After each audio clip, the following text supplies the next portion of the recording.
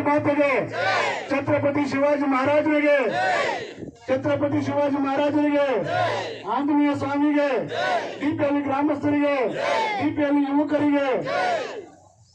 ಬಂಧುಗಳೇ, ಈ ದಿನ ಡಿಪಿಹಳ್ಳಿ ಗ್ರಾಮದಲ್ಲಿ ಛತ್ರಪತಿ ಶಿವಾಜಿ ವೀರ ಶಿವಾಜಿ ಸೇನೆ ವತಿಯಿಂದ ಹಾಗೂ ಡಿಪಿಹಳ್ಳಿ ಯುವಕರ ವತಿಯಿಂದ ಕನ್ನಡ ರಾಜ್ಯೋತ್ಸವವನ್ನು ಇವತ್ತು ಆಚರಣೆ ಮಾಡಲಾಗಿದೆ.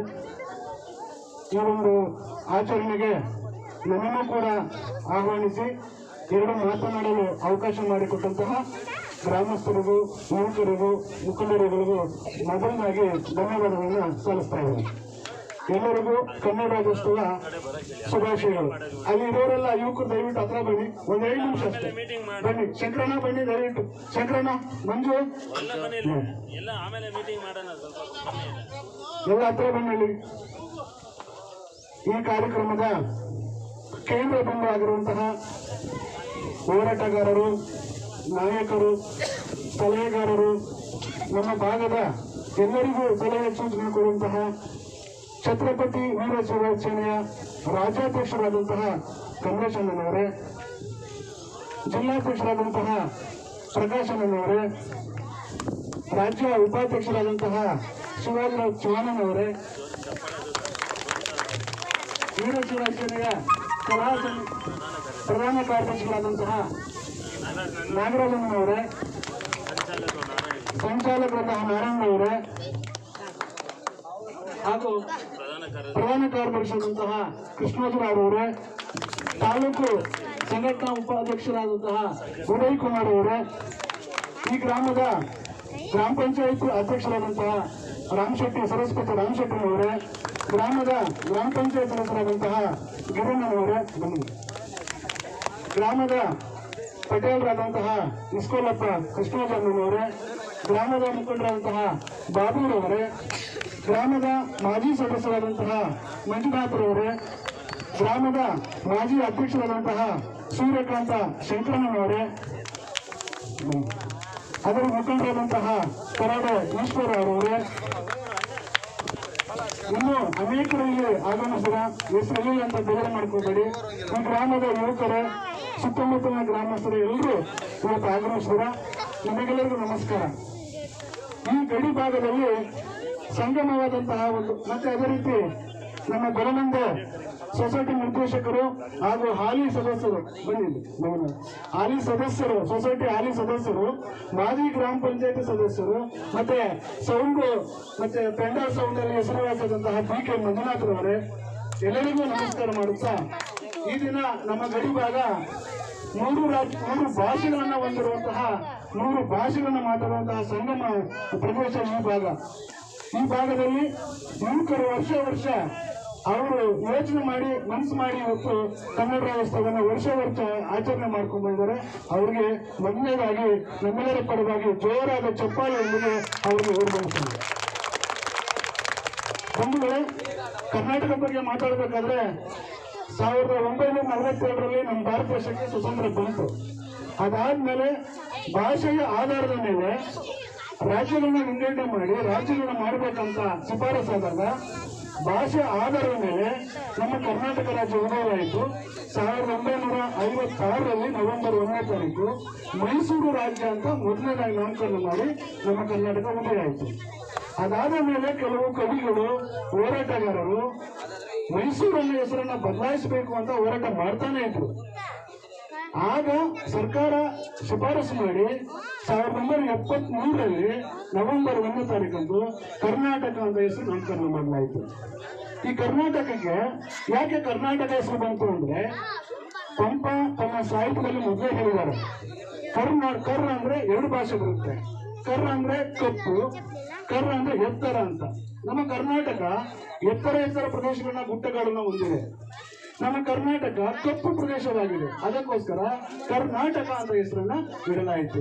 ಸಾಹಿತಿಗಳು, ಹೋರಾಟಗಾರರು ಇವರೆಲ್ಲ ಒಂದು ಚಿಂತನೆ ಮೇರೆಗೆ ಕರ್ನಾಟಕ ಅಂತ ಹೆಸರನ್ನ ಇಡಲಾಯಿತು. ಪ್ರಸ್ತುತ ಕರ್ನಾಟಕ ನಮ್ಮ ದೇಶದಲ್ಲಿ ಈ ಕರ್ನಾಟಕವನ್ನು ನೋಡುವಂತಹ ಒಂದು ರಾಜ್ಯವಾಗಿದೆ. ಹಲವಾರು ಕ್ಷೇತ್ರದಲ್ಲಿ ಹಲವಾರು ರೀತಿಯಲ್ಲಿ ಸಾಧನೆಗಳನ್ನ ಮಾಡಿದಂತಹ ಕರ್ನಾಟಕದ ಜನ ಇಲ್ಲಿ ಹುಟ್ಟಿದ್ದಾರೆ. ಮೊದಲನೇದಾಗಿ ನಮ್ಮ ಹತ್ತಿರದ ಚಿಂತಾಮಣಿ ಚಿಂತಾಮಣಿಯಲ್ಲಿ CNR ರಾವ್ ಅಂತ ಕೇಳಿರ್ತೀರ ನೀವು. ಚಂದ್ರಶೇಖರ್ ನಾಗೇಶ್ ರಾಮಚಂದ್ರ ರಾವ್ ಅಂತ. ಅವರು ವಿಜ್ಞಾನದಲ್ಲಿ ಹೆಸರನ್ನ ತಗೊಂಡು ಭಾರತ ರತ್ನ ಪ್ರಶಸ್ತಿಯನ್ನ ಪಡೆದವರೆ ನಮ್ಮ ಚಿಂತಾಮಣಿಯ CNR ಅಂತ. ಚಿಂತಾಮಣಿ ನಾಗೇಶ್ ರಾಮಚಂದ್ರ ರಾವ್ ಅಂತ ನಮ್ಮ ಕರ್ನಾಟಕದವರು. ಅದೇ ರೀತಿ ಇವತ್ತು ಕನ್ನಂಬಾಡಿ ಕಟ್ಟೆಯನ್ನ ಕಟ್ಟಿ ವಿಶ್ವವಿಖ್ಯಾತ ಇಂಜಿನಿಯರ್ ಅಂತಂತಹ ವಿಶ್ವೇಶ್ವರರವರು ನಮ್ಮ ಚಿಕ್ಕಬಳ್ಳಾಪುರದವರು, ನಮ್ಮ ಕರ್ನಾಟಕದವರು. ಇವತ್ತು ಬೆಂಗಳೂರು ನಗರ ನೋಡಿ, ಯಾವುದೇ ರಾಜ್ಯದವ್ರು ಬರಲಿ, ಯಾರೇ ಬರಲಿ, ಒಳ್ಳೊಳ್ಳೆ ಉದ್ಯೋಗ ಕೊಟ್ಟು ಎಲ್ರಿಗೂ ಸಾಕ್ತಾ ಇರುವಂತಹ, ಜೀವನ ಕೊಟ್ಟಿರುವಂತಹ ನಗರ ಬೆಂಗಳೂರು ನಗರ, ನಮ್ಮ ಕರ್ನಾಟಕದ ರಾಜಧಾನಿ ಬೆಂಗಳೂರು. ಇಡೀ ದೇಶವೇ ನೋಡುವಂತಹ ನಗರ ಬೆಂಗಳೂರು ನಗರ. ಇವತ್ತು ಬೆಂಗಳೂರಲ್ಲಿ ಯಾರು ಬೇಕಾದ್ರೂ ಬಂದು ಬದುಕಬಹುದು, ಯಾರು ಬೇಕಾದ್ರೂ ಹೋಗು. ಆದ್ರೆ ಒಂದೇ ಒಂದು ನಾವು ಅನ್ಕೋಬೇಕು, ಬೆಂಗಳೂರಲ್ಲಿ ಬಂದು ಬರ್ತಾ ಇರೋರು ಕನ್ನಡ ಮಾತಾಡ್ಬೇಕು ಮೊದಲು. ಆ ರೀತಿ ಹೋರಾಟ ಮಾಡಿ ಮಾಡಿ ಕನ್ನಡ ಹೋರಾಟಗಾರರು ಇವತ್ತು ಹೊರ ರಾಜ್ಯದಿಂದ ಬರೋರು ಮೊದಲು ಕಲಿಬೇಕಾಗಿ ಕನ್ನಡ ಕಲಿಬೇಕನ್ನೋ ಭಯ ಆದ್ರೂ ಇವತ್ತು ಇದೆ. ಯಾರಿಂದ ಅಂದ್ರೆ ಕರ್ನಾಟಕ ಹೋರಾಟಗಾರರಿಂದ. ಇವತ್ತು ನಮ್ಮ ಕರ್ನಾಟಕದಲ್ಲಿ ಧರ್ಮಸ್ಥಳ, ಕುರುಡುಮಲೆ, ಕೋಟ್ಲಿಂಗೇಶ್ವರ, ಮುರುಡೇಶ್ವರ ಇಂತಹ ಪ್ರಸಿದ್ಧ ಸ್ಥಳವನ್ನು ಹೊಂದಿರುವುದರಿಂದ ದೇಶಾದ್ಯಂತ ಜನರು ಇಲ್ಲಿ ಬಂದು ನೋಡಿಕೊಂಡು ಬರ್ತಾರೆ. ಅಂತಹ ಪ್ರಸಿದ್ಧಿ ಕರ್ನಾಟಕ ದೇಶದಲ್ಲಿ ದೇವಸ್ಥಾನಗಳಿವೆ. ಇವತ್ತು ಅಯೋಧ್ಯೆಯಲ್ಲಿ ರಾಮ ಮಂದಿರ ಶಿಲ್ಪ ವಿಗ್ರಹ ಅದು ಕೆತ್ತನೆ ಮಾಡೋ ಕಲ್ಲು ನಮ್ಮ ಕರ್ನಾಟಕದ HD ಕೋಟೆ ಇದ್ದಂತಹ ಕಲ್ಲದು, ಕಪ್ಪು ಕಲ್ಲು. ಇಡೀ ದೇಶದಲ್ಲಿ ಎಲ್ಲೂ ಹುಡುಕಿದ್ದಾರೆ. ರಾಮದ ಒಂದು ವಿಗ್ರಹ HD ಕೋಟೆ, ನಮ್ಮ ಕರ್ನಾಟಕ HD ಕೋಟೆ ತಗೊಂಡೋಗಿ ಅಲ್ಲಿ ಸ್ಥಾಪನೆ ಮಾಡಿದ್ದಾರೆ. ಎಷ್ಟು ಹೆಮ್ಮೆ ಅಲ್ವಾ ನಮ್ಮ ಕರ್ನಾಟಕ ರಾಜ್ಯ. ಅದೇ ರೀತಿ ಆ ವಿಗ್ರಹವನ್ನ ಕೆತ್ತನೆ ಮಾಡೋಕೆ 3 ಜನ ಬಿಟ್ಟಿದ್ರು, 100 ಶಿಲ್ಪಿಗಳ ದೇಶದಲ್ಲಿ. ಆ ಒಂದು ಶಿಲ್ಪಿಯನ್ನ ಕೆತ್ತನೆ ಮಾಡಿದಂಥವ್ರು ನಮ್ಮ ಮೈಸೂರಿನ ಯೋಗಿರಾಜ್ ಅರುಣ್ ಅವರು.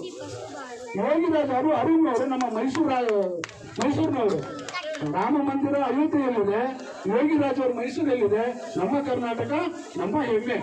ಅದೇ ರೀತಿ ಇವತ್ತು ನೋಡಿ, ಕೇದಾರನಾಥ, ಬದ್ರಿನಾಥ, ಅಯೋಧ್ಯ ಹೆಚ್ಚು ಅರ್ಚಕರು, ಪೂಜೆ ಮಾಡೋ ಅರ್ಚಕರು ನಮ್ಮ ಕರ್ನಾಟಕದವರು. ನೋಡಿ, ನಮ್ಮ ತಿರುಪತಿಗೆ ಲಾಡುಗೆ ನಂದಿನಿ ಹಾಲು ಹೋಗ್ತಾ ಇರೋದು ನಮ್ಮ ಕೋಲಾರದ ನಂದಿನಿ ಹಾಲು. ಎಷ್ಟು ಕನ್ನಡದಲ್ಲಿ ಎಷ್ಟು ಶ್ರೇಷ್ಠ ಅಲ್ವಾ. ಇವತ್ತು ನೋಡಿ, ಚಲನಚಿತ್ರ ಉದ್ಯಮದಲ್ಲಿ ಡಾಕ್ಟರ್ ರಾಜ್ಕುಮಾರ್ ಅವರು ಕರ್ನಾಟಕದ ಹಾಡುಗಳನ್ನ, ಚಲನಚಿತ್ರಗಳನ್ನ ಹಾಡಿ ಇವತ್ತು ಕರ್ನಾಟಕದ ಒಂದು ಕೀರ್ತಿಯನ್ನು ಹೆಚ್ಚಿಸಿದವರು ನಮ್ಮ ಡಾಕ್ಟರ್ ರಾಜ್ಕುಮಾರ್ ಅವರು ಅಲ್ವಾ. ಪುನೀತ್ ರಾಜ್ಕುಮಾರ್ ಅವರು ದಾನ ಧರ್ಮ ಚಲನಚಿತ್ರ ಎಲ್ಲ ಇದು ಮಾಡಿ ಇವತ್ತು ಹೆಸರುವಾಸಿಯಾಗಿದ್ದಾರೆ. ಅವರ ಭಾವಚಿತ್ರಗಳನ್ನ ಆಂಧ್ರ, ತಮಿಳುನಾಡು ಕಾವಡಿನಲ್ಲಿ ಹಾಕೊಳ್ತಾರೆ ಅಂದ್ರೆ ಎಷ್ಟು ಗ್ರೇಟ್ ಅಲ್ವಾ. ಇವತ್ತು RR ಫಿಲಮ್, ಸಿಂಹಾದ್ರಿ, ಬಾಹುಬಲಿ ಇಂಥವೆಲ್ಲ ನಿರ್ದೇಶನ ಮಾಡಿರುವಂತಹ ರಾಜಮೌಳಿ ಯಾರು ಗೊತ್ತಾ? ನಮ್ಮ ರಾಯಚೂರಿನವರು ರಾಜಮೌಳಿ ಅವರು.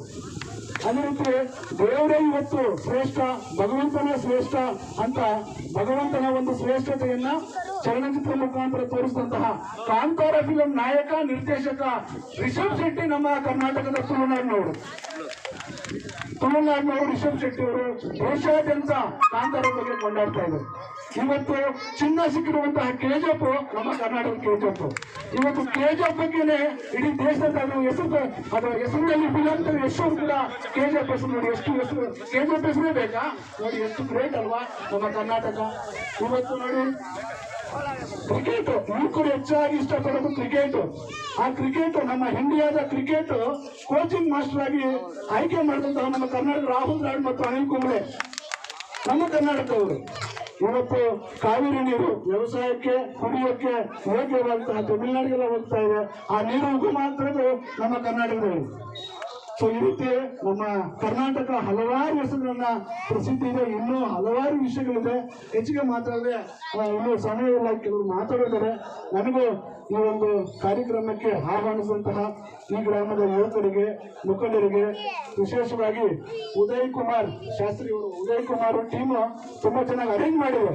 ನೋಡಿ, ನಮ್ಮ ಕೆಲಸಗಳಲ್ಲಿ ನಾವು ತಗೊಬಿಡ್ತೀವಿ, ನಮ್ಮದೇ ಕೆಲಸಗಳು, ನಮ್ಮದೇ ಇದು ಊರಿನಲ್ಲಾಗುವಂತಹ ಇಂಥ ಹಬ್ಬ ಹರಿದಿನಗಳು, ಕನ್ನಡ ರಾಜ್ಯೋತ್ಸವ, ಶಿವಾಜಿ ಜಯಂತಿ ಇವೆಲ್ಲ ಈ ಹುಡುಗರೆಲ್ಲ ಮನಸ್ಸು ಮಾಡಿ ಬೆಂಗಳೂರು ಇದ್ರು ಕೂಡ ನಮ್ಮೂರಿಗೆ ಹೋಗ್ಬೇಕಪ್ಪ, ಶಿವಾಜಿ ಜಯಂತಿ ಮಾಡಬೇಕು, ಕನ್ನಡ ರಾಜ್ಯೋತ್ಸವ ಮಾಡಬೇಕು, ದೊಡ್ಡನ್ನು ಸೇರಬೇಕು ಅಂತ ಒಂದು ಮನಸ್ಸು ಮಾಡಿದ್ರಲ್ಲ, ಅದು ನಾವು ಅವ್ರಿಗೆ ಸಪೋರ್ಟ್ ಮಾಡಲೇಬೇಕು, ಧನ್ಯವಾದ ಹೇಳಲೇಬೇಕು.